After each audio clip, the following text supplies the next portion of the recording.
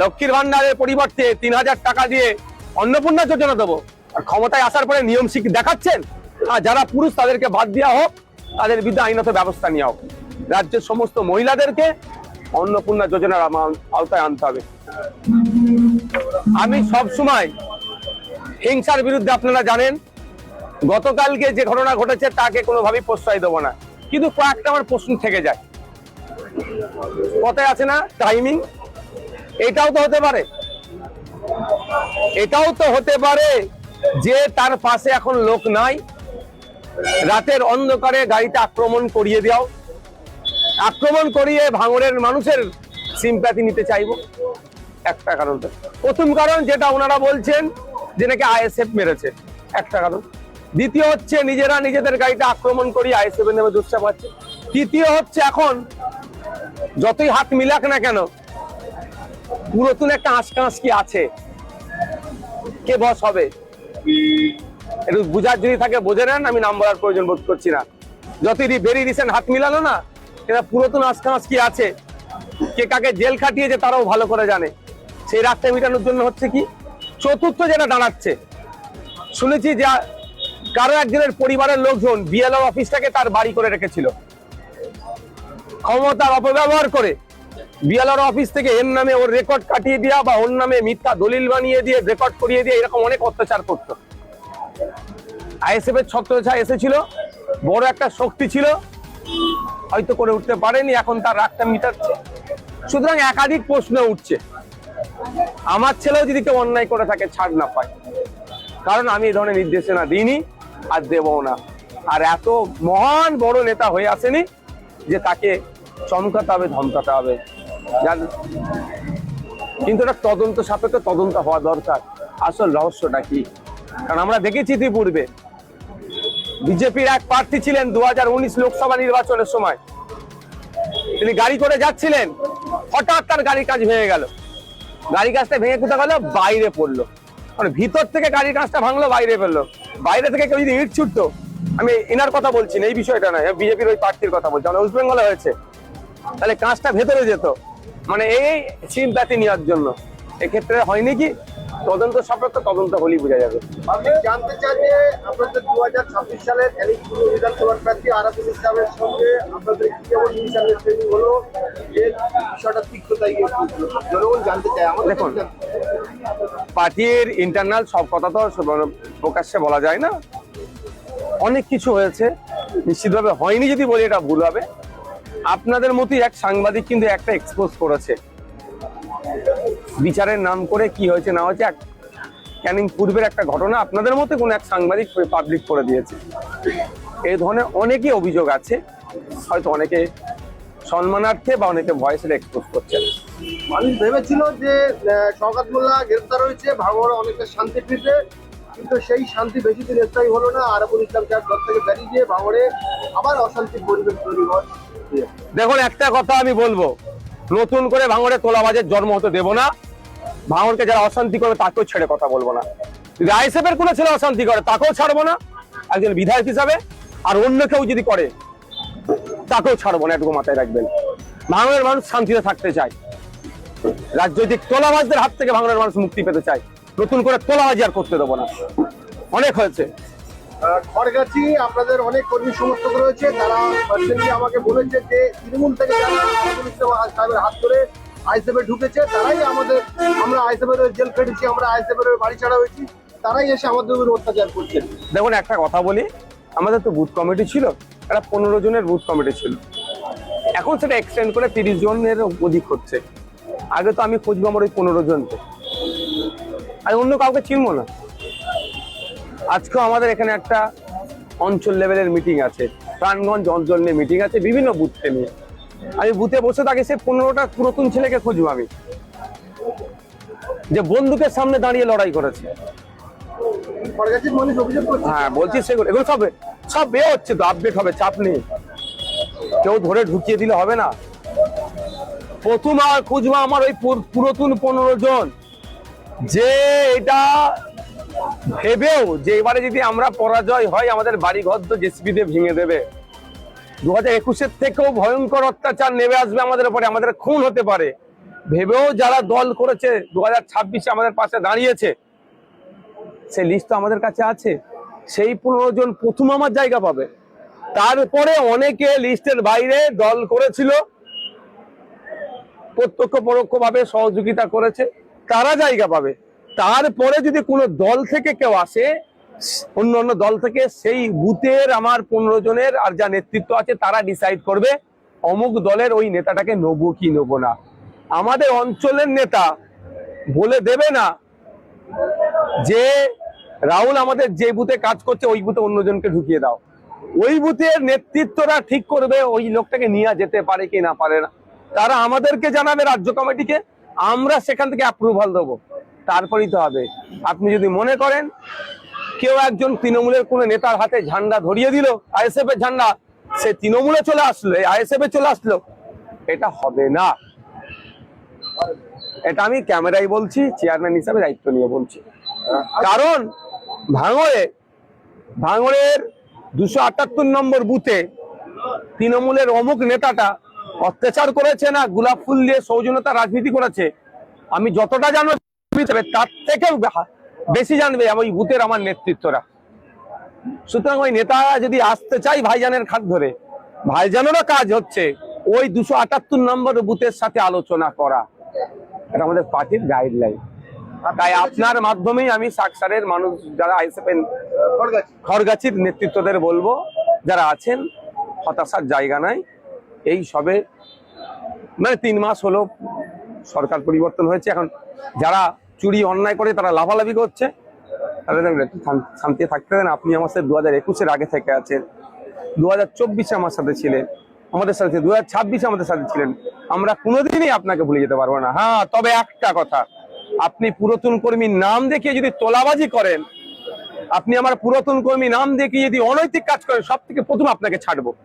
কারণ আপনার প্রতি সব থেকে ভরসা আমার। আপনি আমার অন্যায়, আপনি আমার সব থেকে কাছের ছেলে, আপনি অন্যায় যদি করেন আপনাকে আগে ছাড়বো, কারণ আপনার কাছ থেকে অন্যায় আমরা আশাই করি না।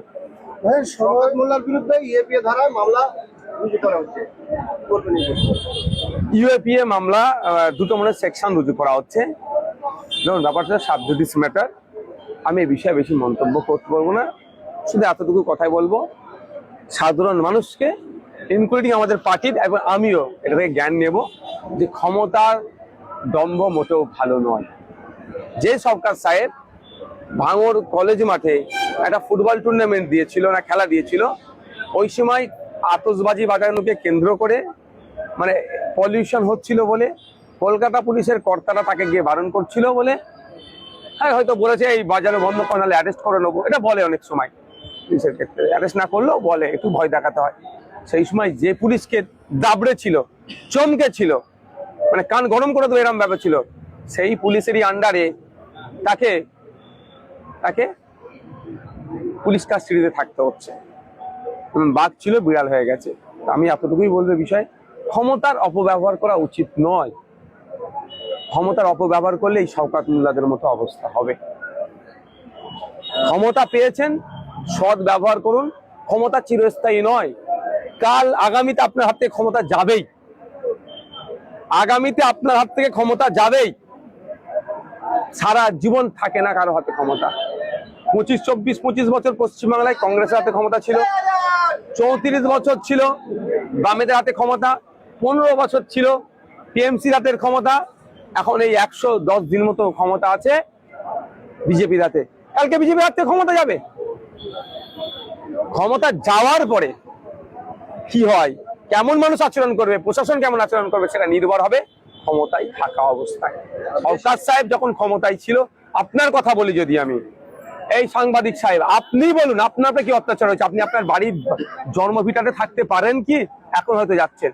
এই সরকার সাহেব ক্ষমতার অপব্যবহার করে আপনার বাড়িতে এক প্রকার বুল্ডোজার চালিয়েছে। কেন? আপনি অন্যায়ের বিরুদ্ধে কথা বলেছেন। আপনি আইএসএফ করার জন্য নয়, আইএসএফ অনেক জন্ম হওয়ার অনেক আগে আপনাকে ভিটে ছাড়া করেছে।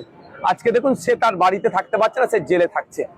তো এইগুলো অভিশাপ, বদদুয়াতে এগুলো হচ্ছে। 16ই আগস্ট হিন্দু সমাজের কমিটির পক্ষ থেকে একটা সভা হয়, সেখানে মুসলিমকে কিন্তু টার্গেট করছে, কিন্তু রাজ্যের মুখ্যমন্ত্রী তিনি কড়া বার্তা দিয়েছিলেন এবং গুন্ডা আইন পাশ করেছিল। সেখানে সেক্ষেত্রে গুন্ডা এক বিল আছে, এখনো আইন হয়নি। রাষ্ট্রপতি সিগনেচার হলে সেটা বিল আইন হবে, বিল থেকে আইন হবে, তবে সিগনেচার হলেই আমরা মামলা করব। তাই নিয়ে কিন্তু একবার মুসলিমদের উপর কড়া বার্তা দেওয়ার পরও এখনো কিন্তু তাদের উপর হ্যাঁ, অ্যাকশন নিচ্ছে না। আমরা ডিজিপি কে জানাচ্ছি বিষয়টা, পুলিশের যিনি সর্বোচ্চ কর্তা তার বিরুদ্ধে অ্যাকশন নেওয়ার জন্য। এই সাম্প্রদায়িক কথা সম্প্রীতির বাংলায় কোনোভাবেই হবে না। নমস্কার সিদ্দিকীকে নাকি নমিনেশন করতে দেবে না, ওই রকম কত দেখে নিয়েছি। এখন যারা ওই রকম চিৎকার করতো তাকে জেলের ভাত খেচ্ছে, নাহলে ভয়ে ঘরের বাইরে বার হতে পারছে না। যারা বলতো আগে তারা হয় জেলের ভাত খাচ্ছে, নাহলে ঘরের বাইরে বার হচ্ছে না ভয়। এদের অবস্থা এরকমই হবে। ঠিক করছে, প্রতিবাদ হচ্ছে, গণতান্ত্রিক পক্ষে প্রতিবাদ হওয়া দরকার। যখন ক্ষমতায় ছিলেন না, ক্ষমতায় আসার জন্য লক্ষ্মীর ভান্ডারের পরিবর্তে 3000 টাকা দিয়ে অন্নপূর্ণা যোজনা দেবো, আর ক্ষমতায় আসার পরে নিয়ম শিখ দেখাচ্ছেন। সরকারি চাকরি করলে তার বাড়িতে পাবে না, পাকা বাড়ি থাকলে নাকি পাবে না, এইসব গল্প করতে 12-13 পাতার ফর্ম দিয়ে মানুষকে পেরেশানি করা। আর এখন নতুন কি হলো, 10,000 টাকা বেশি ইনকাম করলে পাবে না। তারপরেও যারা সব ক্রাইটেরিয়ার মধ্যে আসছে, আন্ডার প্রসেস বলে তাদেরকে ঘুরানো হচ্ছে। গণতান্ত্রিক প্রক্রিয়ায় প্রতিবাদ জারি থাকবে। আমি আশা করব রাজ্য সরকারের কাছে, রাজ্যের যেভাবে আপনারা কমিটমেন্ট করেছিলেন যখন বিরোধী আসনে ছিলেন, রাজ্যের সমস্ত মহিলাদেরকে, যারা পুরুষ তাদেরকে বাদ দেওয়া হোক, তাদের বিরুদ্ধে আইনত ব্যবস্থা নেওয়া হোক। রাজ্যের সমস্ত মহিলাদেরকে অন্নপূর্ণা যোজনার আওতায় আনতে হবে। আর বলছে নাকি 1.5 কোটি মতো মহিলাকে দিয়েছে, আমি বিশ্বাস করছি না। আমি জানতে চাই বিধানসভা ভিত্তিক লিস্ট পাবলিশ করে দিক পাবলিক ডোমিনে, যে এই বিধানসভায় এত মানুষ পাচ্ছে, তাহলে 1.5 কোটির হিসাব হয়ে যাবে। 1.5 কোটি কি করে হবে? 1 কোটির তো টাকা রেখেছে।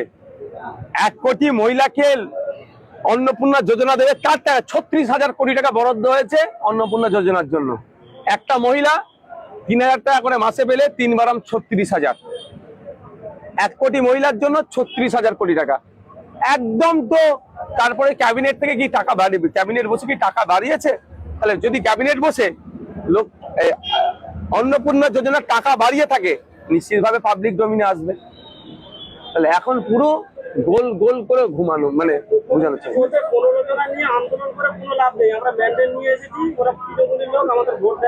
দেখুন, কে তৃণমূল, কে বিজেপি, কে আইএসএফ, সেটা বড় কথা নয়। উনি ঘোষণা করেছিলেন, তার দল প্রতিশ্রুতি দিয়েছিল বাংলার মহিলাদেরকে যে 1,500 নয়, আমরা 3,000 দেব। সেটা দিতে হবে। 15 জন। দেখুন, বৃষ্টির ফুটা কত বড় হয়। থোড়া থোড়া মিলকে বহুত হতা হয়। ওই 1 ফুটা বৃষ্টি কিন্তু ভাসিয়ে দেয়, বন্যা হয়ে যায়। আজকে 15 জন যদি থাকে, কালকে এটা 1.5 কোটিতে পৌঁছাতে বেশি টাইম লাগবে না। আর প্রতিবাদ খুব ছোঁয়াচে রোগ। প্রতিবাদটা খুব ছোঁয়াচে রোগ। এর রোগ যদি একবার ধরে যায় না, বিপদ আছে। তো আমি বলবো, গণতান্ত্রিক প্রক্রিয়ায় প্রতিবাদকে আমি সমর্থন করি। সরকারকে বলবো ইমিডিয়েট পঞ্চায়েত স্তর থেকে সার্ভে করে দ্রুততার সাথে মহিলাদেরকে মন্ত্রিমণ্ডলে পৌঁছে দেওয়া। আর আমি খুব তাড়াতাড়ি ভাঙড় ব্লকে আসবো, বিডিও স্যারকে আমি ডেপুটেশন দেবো আমার উদ্যোগে, যে দ্রুততার সাথে ভাঙড়ের মহিলারা যারা লক্ষ্মীর ভান্ডার পেত, তাদেরকে আবার এই অন্নপূর্ণা ভান্ডার দেওয়া হোক।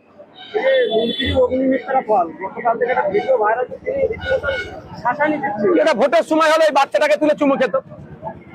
এটা পাবলিক কবে বুঝবে? ওই বাচ্চাটাকে আর বাচ্চার মাটাকে জড়িয়ে ধরে চুমু দিয়ে ছবি তুলতো। ভোট মিটে গেছে, ভোট পেয়ে গেছে, খোঁজ নিয়ে দেখুন ওই মাটা ওই অগ্নিমিত্রা পলের মহাশয়দের কে হয়তো ভোট দিয়েছে, প্রতিদান দিচ্ছে। ও রাস্তা দখল করে পার্টি অফিস চলবে। দেখছিলাম আস্তে আস্তে একজন পোস্ট করেছে, হসপিটালের জায়গা দখল করে হসপিটাল না হসপিটাল থেকে ইলেকট্রিক চুরি করে পার্টি অফিস চলবে। খুব ভালো কথা। একজন গরিব মা একটু তার বাচ্চার জন্য দুধ গরম করছে, রাতে অসুবিধা হয়ে যাচ্ছে। অগ্নিমিত্রা পল মহাশয় যদি কথা বলতেন তার আধিকারিকদেরকে, এর খোঁজ নাও, অ্যাড্রেস নাও, এর মাথায় ছাদ নাই কেন, এখানে এসেছে কেন, ফুটপাতে দুধ গরম করতে হচ্ছে, তাহলে ওর জায়গা ঘরজন নাই, এর একটা ঘরের ব্যবস্থা করে দাও, এর বাসস্থানের ব্যবস্থা করে দাও। তাহলে আজকে আমি এখানে দাঁড়িয়ে অগ্নিমিত্রা পল মহাশয়কে আমি স্যালুট জানাতাম। কিন্তু দুর্ভাগ্য, গরিবের এরা নয়, এরা কর্পোরেটদের। কাশীপুরে মুসলিম হওয়ার অপরাধে বেশ কিছু মানুষ অভিযোগ করছে যে তাদের পানীয় জল বন্ধ করে দেওয়া হয়েছে। ইদানিং তাদের সেই জায়গার বিধায়ক, বিজেপির বিধায়ক, তিনিও বলেছেন যে আমি মুসলিমদের হয়ে কোনো কাজ। হ্যাঁ, ভোটে জেতার পরে কথা বলেছিল। আমি কথা বলছি পানীয় জল বিষয়টা এবং বিদ্যুৎটা নাকি ছেড়ে দিয়েছে, পানীয় জল দেয়নি। তার সম্ভবত এই বিষয়টা নিয়ে কোর্টে একটা মামলাও হয়েছে, সেটা আমি দেখছি, অন্যথা ওদেরকে দিয়ে আমি রিট করাবো।